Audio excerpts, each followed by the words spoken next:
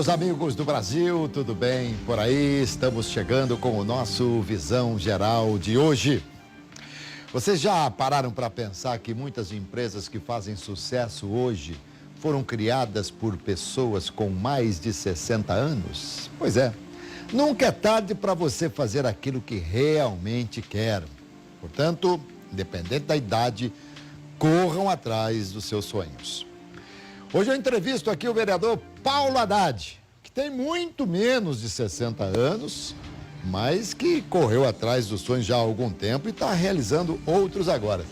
Bem-vindo, querido. Tudo bem, Paulo? Muito obrigado, Alberto. Obrigado por me receber mais uma vez aqui no prazer Visão é nosso, Geral. Paulo. Você sabe do carinho que eu tenho por você, você sabe o quanto as portas estão abertas para você aqui na Rede Família. Paulo Haddad. Paulo Haddad é vereador porque estava na suplência e assumiu no lugar do André Von Zuben, é isso? Isso mesmo. O André, o partido elegeu um vereador. O André Von Zuben foi o mais votado do partido. Eu fui o segundo mais votado. E o André foi convidado a compor, com o executivo na Secretaria de Desenvolvimento Econômico, Social e Turismo.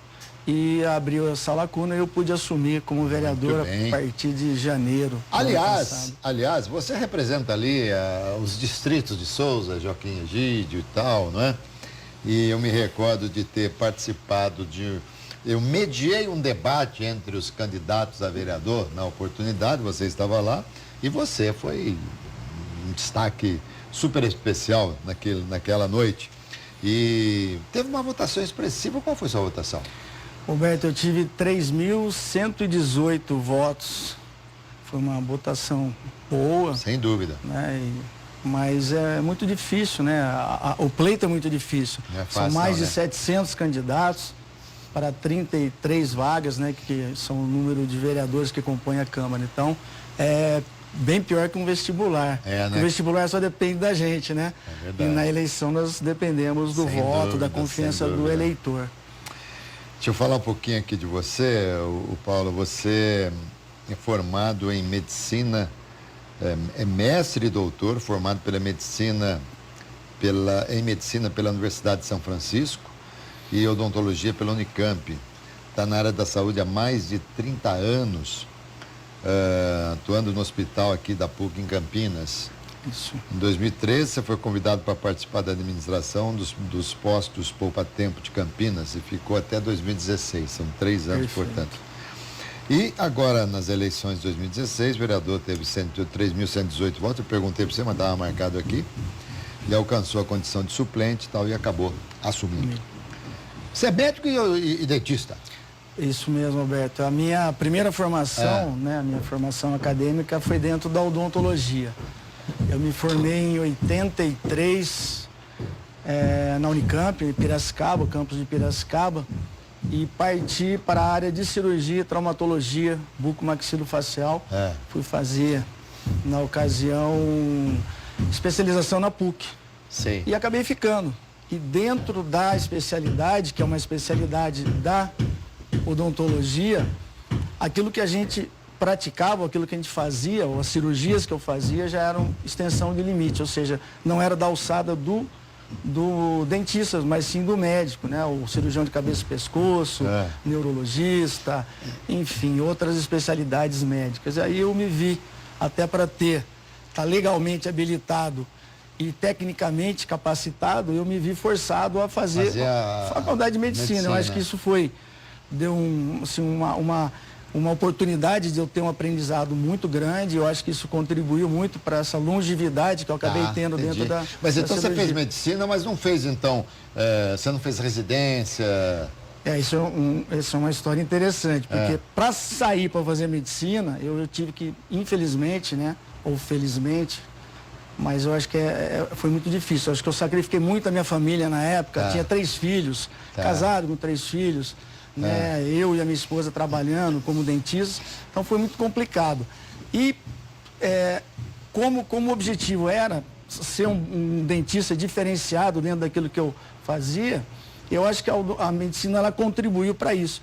Mas, não obstante, eu também fiz alguns estágios em otorrino, cirurgia plástica, cabeça e pescoço, que é para enriquecer e trazer um pouco mais de bagagem na minha formação. Mas eu não senti que eu deveria abandonar a minha área, que era cirurgia e traumatologia, para partir para uma outra área. Até hoje? Até hoje, a gente opera então até hoje. Você mantém, você trabalha como vereador, dá o seu expediente e tal, lá no seu gabinete. O Júnior está com você, não? O Júnior está comigo, o Júnior Morelli, Sidney Júnior. Sidney Morelli Júnior, está lá comigo. Pois é. O Júnior eu conheço desde a época do Guarani. Era assessor lá no Guarani. O Júnior é meio bravo, né? Ele é bravo? Ele é bravo ainda, ele continua sendo bravo. Imagina. É um bom menino, é um bom menino. Pessoa sensacional. Vamos falar um pouquinho aqui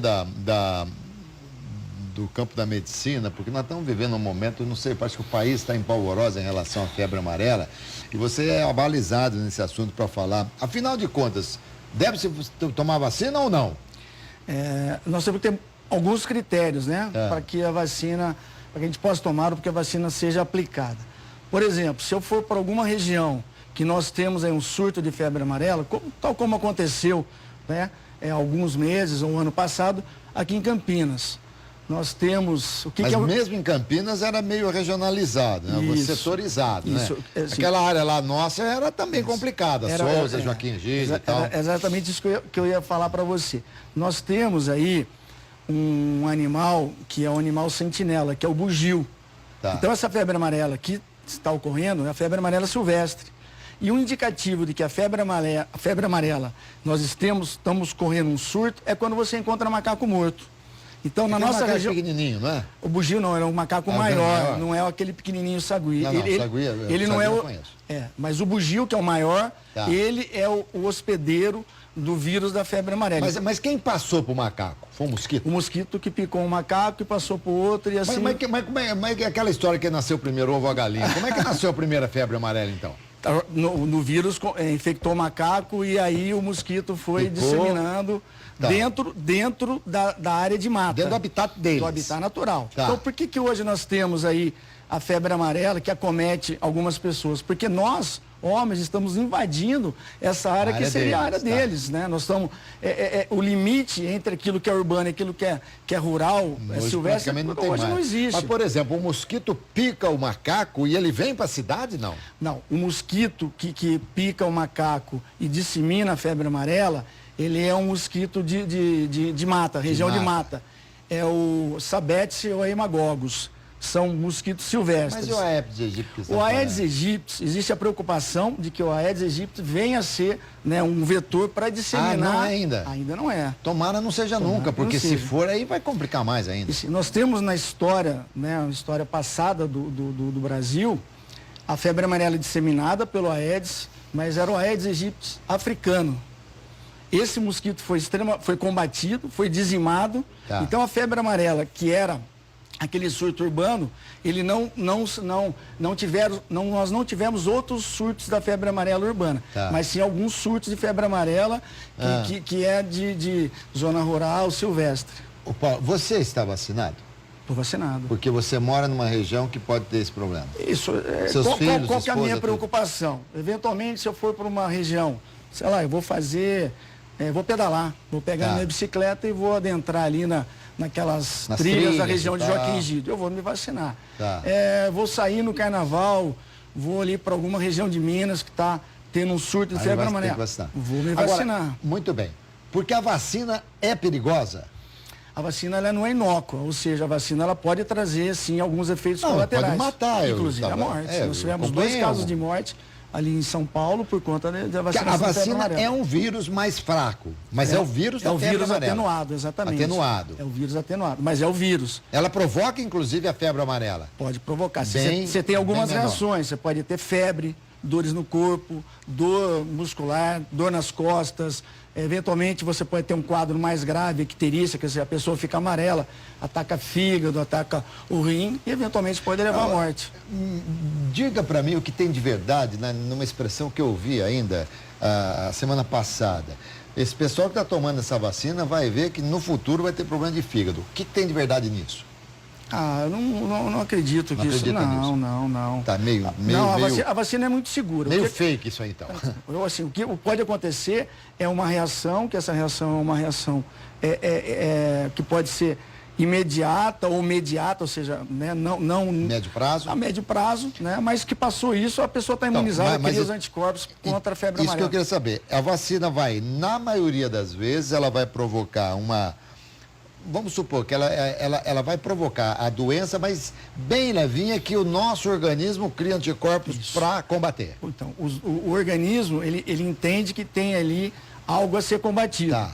Gera anticorpos contra aquela proteína, que é um vírus, né, que é uma proteína. Então, a partir do momento que você tiver contato novamente com aquilo, o próprio organismo se incumbe de combater e debelar aquilo. Então é por isso, e aí ele fica imunizado para sempre. O resto da vida. Mesmo tomando essa dose que eles estão falando parcial? Não, a dose fracionada, ela imuniza por 8 anos. Por 8 anos. Então vai ter que ser... Depois você tem que repetir. No caso, eu não precisei tomar, porque eu já tomei 2 vezes. Eu tomei quando terminei o curso de piloto e 10 anos depois eu fui obrigado a tomar novamente para mostrar a carteirinha, para renovar a carteira. Então eu não preciso tomar nunca mais. Não. Existia assim antes uma orientação para que se tomasse a vacina a cada 10 anos. Tá. Hoje isso já caiu. Exames laboratoriais comprovaram que você, uma vez tomada a dose da vacina, a dose completa da vacina, você está imunizado pro resto da vida. Mas então você falou que dependendo do lugar que você vá, mas a gente nunca sabe para onde vai. De repente alguém que mora no centro de Campinas, São Paulo, no centro das grandes cidades, das metrópoles, mas às vezes por alguma razão vai fazer uma viagem, vai passar num lugar mais complicado, então já fica imunizado. O que a gente tem que ter em mente, né, Alberto, é que não se pode criar o pânico na população. Né? Não todo mundo sai correndo para fazer a imunização, como aconteceu, né, aqui na prefeitura, em Campinas, nos postos de saúde de Campinas. Não tinha mais, esgotou pessoas tudo. De outras regiões, sabendo que aqui tinha, vinham se vacinar. E nós não temos aqui, né, na nossa região hoje, um surto de febre amarela silvestre. Então tem que, né, assim, tomar muito cuidado para não se criar o pânico. É claro que se você tiver, né, a mínima preocupação ou uma possibilidade de se deslocar para alguma região dessa, é importante que você faça a sua vacinação, até porque você vacina hoje e demora 10 dias para que você esteja imunizado. Tá. Então não adianta se vacinar no dia seguinte, se tiver algum problema. Não. Muito bem. Você, quando conversa com as pessoas, você fala mais de medicina, de odontologia ou de política? Alberto, as coisas se misturam, né? Eu na verdade, eu falo muito, eu consigo conversar de muitas coisas, a gente, né, dentro dessa nova experiência que eu estou passando e esse grande aprendizado que é a vida pública, principalmente dentro do legislativo, eu tenho tido grande surpresa. Eu sempre achei que eu tinha um perfil mais, né, de executivo, de poder contribuir, né, de uma forma mais efetiva, tendo ali como as pessoas se expressam, tendo a caneta na mão. Sim.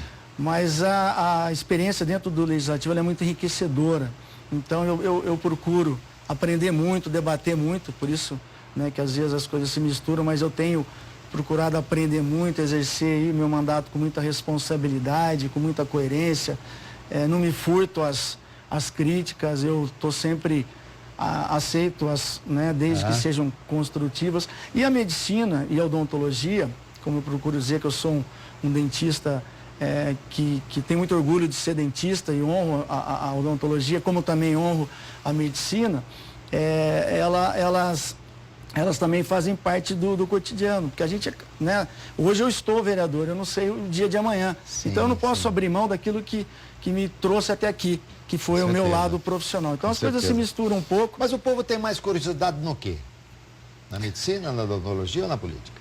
Eu acho que hoje é na política, né? A política está muito mais acalorada, as discussões, a população, enquanto com algumas dificuldades, fragilizadas na sua necessidade de serem atendidas dentro da área médica, muitas vezes elas nos procuram, nos questionam, nos cobram posicionamentos, mas via de regra hoje, até pelo cargo que eu estou exercendo, mais político. Com certeza. Você participa da Comissão Especial de Estudos de Consolidação de Leis. O que essa comissão faz?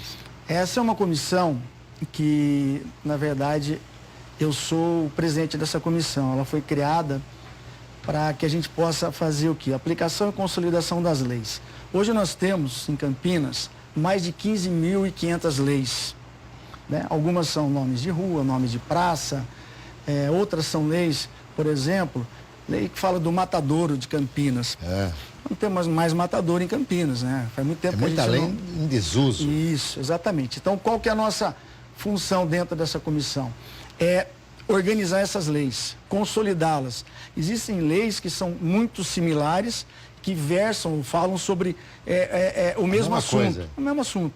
Então, nós temos aí a preocupação de trazer, por exemplo, como nós fizemos, e nós temos que alterar o regimento, isso nós vamos fazer agora a partir de fevereiro, para que esse novo projeto, essa nova lei seja votada e aprovada. Nós temos ali a lei que fala sobre as agências bancárias, desde a sua instalação até o que a agência tem que ter, bebedouro, banheiro, local, né, para fila para pessoas com necessidades especiais. Em cima disso, Paulo? Então, algumas leis sim, outras leis não. Por isso que nós temos leis que elas foram aprovadas pelo Legislativo, elas foram sancionadas pelo prefeito, mas elas não foram nem regulamentadas e muito menos elas são aplicadas ou fiscalizadas. Então, essa é a nossa preocupação, para que a população que nos assiste entenda, nós vereadores somos cobrados pela nossa produção legislativa, ou seja, quantas leis o vereador Paulo Haddad fez, quantas leis o vereador fulano de tal fez, e muitas vezes, Roberto, você e até... nós, vereadores, temos que nos desculpar e dar a mão à palmatória. Quantas proposituras, quantas leis que são propostas que não tem um mínimo de fundamento. Não tem sentido, tá? Ou não tem sentido. Agora, mas, por exemplo, quando você faz um projeto de lei, isso não passa por uma comissão? Passa. E essa comissão, como é que ela pode deixar tocar em frente se essa lei, ou já existe uma extremamente igual, similar e tal? Hoje, por exemplo, a Câmara, ela tá muito mais... focada nisso, muito mais criteriosa. Então, as comissões, por exemplo, comissão de legalidade, né, ela está muito mais criteriosa. Então, uma lei, por exemplo, que você tá na sua origem ferindo, né, uma Constituição Federal, ou ela não é de propositura do vereador, mas sim de um deputado federal, um deputado estadual, ela vai acabar morrendo na sua origem. Ela não tem como seguir os trâmites legais para ser aprovada. Mas anteriormente a essa legislatura ou outros mandatos, muitas leis foram aprovadas, mesmo sendo inconstitucionais, ilegais ou não da obrigação ou da competência do vereador. Mas o Paulo, por exemplo, nessa comissão que vocês estão fazendo, de repente vocês lá se depararam com várias leis que estão em desuso e tal, não sei o quê.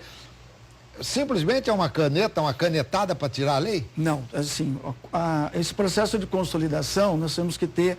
Não podemos perder a história também, né? Por exemplo, nós nessa lei que nós conseguimos consolidar, que é dos bancos, nós fizemos estudo de 93 para cá, tinham 48 leis que elas davam o norte, balizavam aquilo que as agências bancárias tinham que fazer ou se adequar, né, dentro das leis.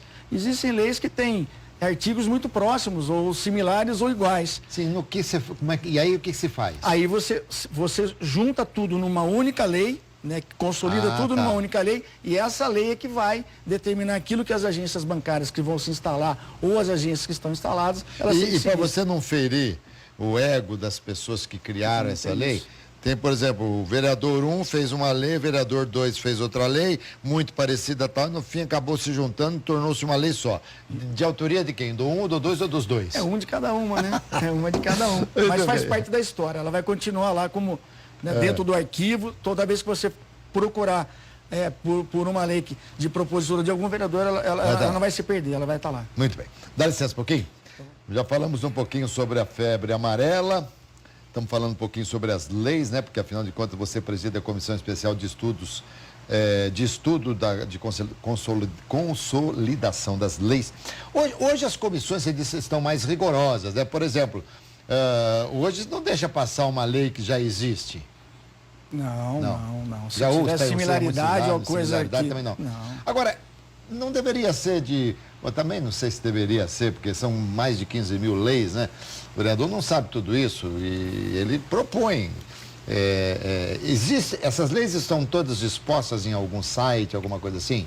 Está tudo catalogado na biblioteca da Câmara Municipal, na biblioteca da Prefeitura. Então, se algum vereador tiver aí a intenção de propor alguma lei, é prudente que primeiro... E é fácil essa consulta? Sim, tranquilo. Tem acesso, fácil. Isso aí para si no próprio site da Prefeitura, no próprio site da Câmara. Por exemplo, se você vai fazer uma lei que envolva ônibus, por exemplo, então devem estar todas as leis relativas aos ônibus num determinado setor ali do site, tal. Então a pessoa consulta. Provavelmente está lá em transporte, né? Então ele vai ver parte de transporte, está lá o que baliza, o que normatiza, né? Dentro daquilo que ele se propõe a fazer. Então, se tiver lei, né, que já foi realizado ou muito próximo daquilo que ele imagina, né, provavelmente ele não vai ter sucesso. Quem compõe a comissão de legalidade? Hoje o presidente é o vereador Cirilo. Ah, mas são vocês vereadores? São vereadores, isso. O Cirilo que é o presidente. Isso, mas você tem também você tem todo o suporte da Câmara Municipal, né, dos funcionários da Câmara que prestam esse tipo se nós consultarmos, eles nos dão esse tipo de suporte. Tem alguma coisa, algo que eu acho que não é constitucional, que não é de competência minha, eu posso consultá-lo. E toda lei proposta e que passou e que ela se torna projeto de lei, depois se torna lei, ela tem que ser sancionada pelo prefeito? Tem que ser sancionada pelo prefeito. Aí o prefeito vai, sanciona, regulamenta e aí a lei pode ser aplicada. Tem prazo para entrar em vigor ou já? Normalmente 90 dias, algumas leis 60 dias, outras 180, dependendo daquilo que é necessário para que se consiga dar a estrutura, né? Até para você poder estar cobrando, o poder público está cobrando. Entendi. Eu ontem entrevistei aqui o secretário Baggio. Aliás, foi uma entrevista maravilhosa com o Baggio, ele falando da segurança, e a gente abordou muito o aspecto da segurança de Porto Alegre. Afinal de contas, amanhã pela manhã vai começar a sessão do julgamento em segunda instância do processo do ex-presidente Lula. E com ele eu abordei o aspecto assim, de segurança e tal. Ele também é advogado, falou um pouquinho. Embora você não seja advogado, o que você pensa desse julgamento? O que você imagina? Olha, assim, falando como cidadão brasileiro, né? Eu tenho dito isso. Nós estamos num momento em que a política está banalizada e o político desacreditado. Eu acho que nós só vamos dar credibilidade novamente à política ou aos políticos, primeiro, se nós tivermos aí a justiça agindo de forma eficiente, condenando as pessoas que tenham feito algum ato ilícito ou algumas ilicitudes, para que a população tenha a resposta, né, daquilo que ela não concorda. Então nós não podemos ter aí um poder judiciário que seja conivente ou no mínimo, né, que seja não atue à altura daquilo que a população almeja ou aquilo que a população quer. Eu acho que isso vai devolver, né, um pouco da credibilidade da política, porque nós fazemos política o dia todo momento, em casa, na rua, sem dúvida, né, no supermercado, enfim. E seja quem for, eu acho que Você acredita na justiça brasileira? Eu acredito, Alberto. Se nós não acreditarmos, também pode parar, né? Nós temos que, né, como diz aí, pendurar a chuteira. Eu acho que nós temos que acreditar, né? Enquanto a fé, existe esperança, e nós temos que cobrar, né, dos juízes, dos promotores, que eles façam as coisas com muita responsabilidade, porque é o futuro do Brasil, né, que está em jogo. Eu tenho um neto de 3 anos e meio. O que eu poderia esperar para o nosso país? Que o nosso país continue caminhando, né? Mas assim, talvez numa estrada diferente, tomando um rumo diferente, né? Com a cabeça erguida, que os nossos governantes andem com a cabeça erguida, não o que a gente vê muitas vezes aí, né, em postagens de brasileiros que estão fora do país, que encontram com políticos citados em, seja lá se Lava Jato, o que for. E tantos políticos que a gente vê algemado, a coisa é realmente lamentável. Deixa eu voltar aqui para a nossa seara, né? Porque o negócio começa amanhã, às 8h30 da manhã, e provavelmente lá pelas 3 horas Se não houver vistas do processo, se ninguém pedir vistas do processo, espero que não peça, porque acho, embora seja um direito irrefutável e constitucional, né, de se pedir vista, mas acho neste momento, pela circunstância, que seria uma falta de respeito ao povo brasileiro, tanto aqueles que estão torcendo para que haja absolvição, quanto aqueles que, sei lá, acho que nesse momento seria nem bem torcer, acho que todos temos que torcer para que haja justiça. Exatamente. Se realmente não for culpado, que seja absolvido, se for que seja condenado. Mas porque já houve um tempo extremamente grande para que se estudasse o processo. Então, se ninguém pedir vistas do processo, amanhã por volta de 3 horas, 3h30, acho que a hora que nós estivermos terminando aqui o nosso Visão Geral, já vamos ter aí uma definição em segunda instância. Bom, por falar em lei, você tem um projeto para que março seja o mês da prevenção da saúde bucal. Nós conseguimos aprovar, esse é um projeto que já foi aprovado. Tá. O mês de março como mês de prevenção da saúde bucal. Por que março? Porque no dia 20 de março nós comemoramos o Dia da Saúde Bucal. Ah, tá. E seria importante que nós pudéssemos trazer uma contribuição. Eu como dentista, trazer uma contribuição para a população de Campinas. Conscientizando a população, né, que ela deve ter aí um cuidado todo especial, não só pelos dentes, mas por tudo que compõe, né, que a gente chama de sistema estomatognático, que é lábio, sistema estomatognático. O nome complicado. Boca, hein? a cavidade bucal e seus anexos. Então lábio, gengiva, dente, língua, o pálate, né, que é o céu da boca. Estomatognático. Estomatognático. Já pensou você chegar para uma pessoa, o homem chegar para a mulher, ou a mulher chegar para o homem e falar assim, olha, olhando para você, você tem o seu sistema estomatognático perfeito. Mas isso é romântico demais, olha a verdade, Paulo. No primeiro momento vai causar um certo impacto, né? Vamos brincar aqui, né? Nós temos a dona Bela lá, que é da escolinha do professor Raimundo, acho que ela iria deitar aqui no chão. Do céu, ela já está deitada lá no céu. Ia chacoalhar as perninhas dela. Verdade. Né? Mas é um nome que nós nos referimos, porque a boca, na verdade, ela não é só uma cavidade, ela é um sistema. Então nós temos aí a articulação temporomandibular. Então existem situações que elas são conflitantes, ou às vezes as pessoas elas não acreditam que é da competência do dentista ou da alçada do dentista, que vou dar um exemplo muito simples, dor de cabeça, cefaleia, ou otalgia, dor de ouvido. Muitas dores de cabeça, eu peguei muita gente com muita dor de cabeça intensa, dores de cabeça intensa, com irradiação para ouvido, ou a região temporal, né?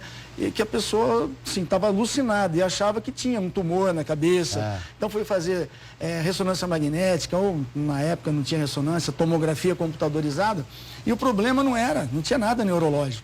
Era pura e simplesmente por uma disfunção da articulação temporomandibular, uma disfunção de ATM. Então o que foi feito ali? Às vezes uma simples radiografia você consegue diagnosticar, ou um pinçamento posterior, que a mandíbula está para trás, então um problema de posicionamento, ou problema de musculatura, que a tensão da noite, principalmente, o hábito, né, que a gente fala de ranger os dentes, o bruxismo, leva a um quadro de dor muscular, uma fadiga muscular, que isso reflete o quê? Em dor de cabeça. Então, às vezes, você tratando com uma chama placa mio-relaxante, algo que é muito simples, mas desde que feito de uma forma adequada ou academicamente correta, você tira a pessoa do quadro de dor. Mas tudo bem, mas vamos lá. Esse seu projeto, ele, em termos práticos, tudo bem, vamos criar aí o março do mês da saúde bucal. Mas a população vai ter um acesso, a população vai ter um mutirão, nós vamos ter ônibus especializados aí com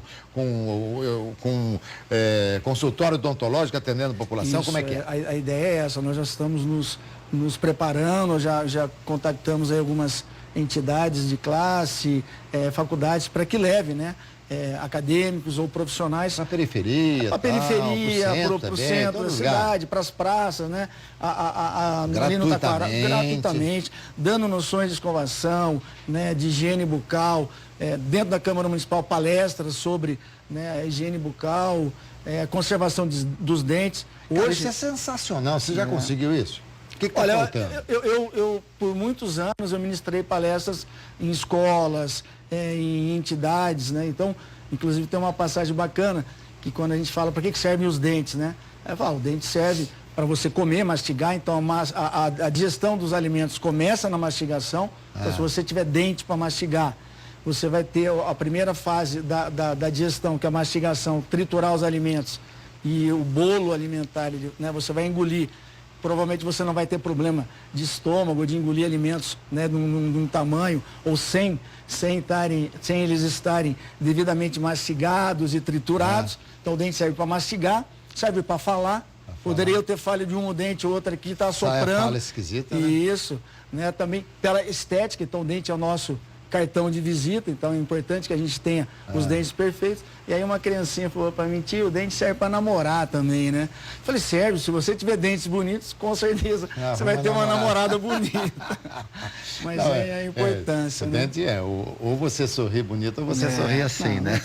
E isso causa muito trauma, né, Alberto? Sem dúvida, sem dúvida. Tem muita gente que às vezes faz isso mesmo, né? Acaba criando algum tipo de artefato, um tique para encobrir algumas coisas, uma falha de dente, ou uma retração de gengiva, uma gengiva inflamada. Bom, então, o que falta para esse projeto já para ser realizado? Não, ele já está aprovado. Então, no mês de março, nós vamos estar fazendo algumas atividades justamente para isso.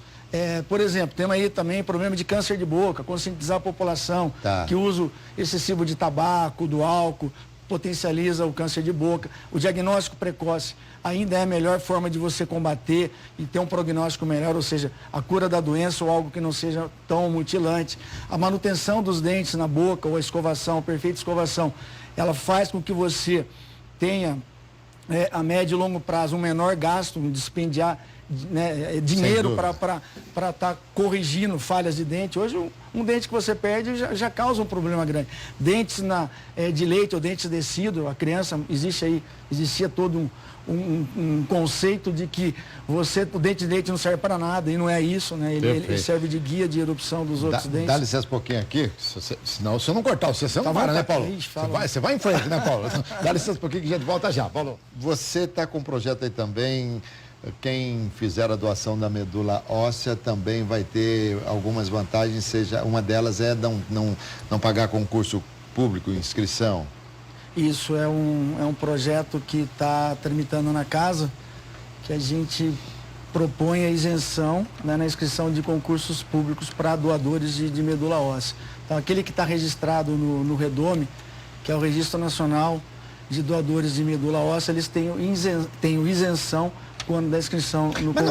Mas não pode, o meu amigo J. Silva, vereador, também tem uma lei aprovada por ele, quem é doador de sangue também já tem essa isenção. Mas, por exemplo, concurso público, tem muita gente que não presta concurso público, não poderia se estender alguns benefícios aos doadores de uma maneira geral? Eu acredito que sim, né? Só que especificamente esse projeto, a gente está querendo dar isenção para aquele que for prestar o concurso na prefeitura municipal, porque você tem aí uma contrapartida da prefeitura para aquele que se torna um doador, se registra, né, como no cadastro de doadores, pela importância, né, que a gente tem de achar um doador. Só quem passou por isso, um quadro de linfoma, de leucemia. Aliás, essa semana ainda vou entrevistar a Aline Vega, que foi Miss Campinas, já esteve há muito tempo aqui no meu programa, e ela passou para o quadro de leucemia, é uma luta intensa e tal, e ela é uma das grandes coordenadoras do REDOME, e ela vai falar aqui, é uma causa realmente muito nobre, muito legal. Vocês continuam fazendo reuniões, workshops e tal. Uma delas vocês falaram sobre essas rebeliões nos presídios. Isso aí, chegou-se a alguma conclusão? Na ocasião, né, que nós tivemos aí os eventos em Natal, Rio Grande do Norte, o secretário Baggio, tivemos aí também a presença do Pereira, que é o presidente do Sindicato dos Agentes Penitenciários, outras autoridades, e algumas reivindicações, algumas contextualizações, né? Hoje nós não falamos mais em superlotação, mas em hiperlotação de presídios. Nós temos visto a nossa a ministra do Supremo, né, percorrendo, né, na verdade, percorrendo o Brasil para tentar trazer um pouco de luz para aquilo, né, que é o nosso sistema prisional. Então, eu acho que foi um debate importante, foi um debate que trouxe, né, contribuiu muito, né, principalmente porque isso é um debate aberto, é uma reunião aberta que a população pôde participar. O Paulo, it's all, acabou. Mas que pena. Foi uma delícia, né? Só se a gente ficar aqui já esperar para continuar amanhã. Agradeço muito, sabe do carinho que eu tenho por você, respeito, admiração. E você vai voltar aqui. Roberto, você, eu acho que eu posso dizer isso, você é um amigo querido, você abre a porta aqui do seu estúdio e nos deixa muito à vontade para que a gente possa trazer alguma contribuição para a população de Campinas. Eu que agradeço por estar aqui no Visão Geral. Um abraço às pessoas que nos assistiram. E eu volto à noite em 7h05 do nosso RF Sport Clube. Tchau, gente.